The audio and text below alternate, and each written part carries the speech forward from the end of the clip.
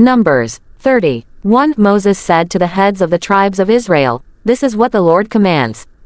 When a man makes a vow to the Lord or takes an oath to obligate himself by a pledge, he must not break his word but must do everything he said.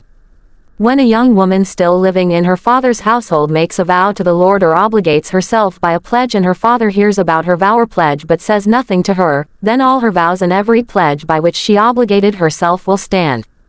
But if her father forbids her when he hears about it, none of her vows or the pledges by which she obligated herself will stand. The Lord will release her because her father has forbidden her. If she marries after she makes a vow or after her lips utter a rash promise by which she obligates herself and her husband hears about it but says nothing to her, then her vows or the pledges by which she obligated herself will stand. But if her husband forbids her when he hears about it, he nullifies the vow that obligates her or the rash promise by which she obligates herself, and the Lord will release her. Any vow or obligation taken by a widow or divorced woman will be binding on her.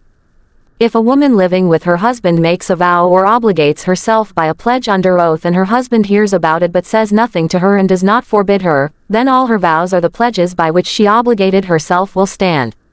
But if her husband nullifies them when he hears about them, then none of the vows or pledges that came from her lips will stand.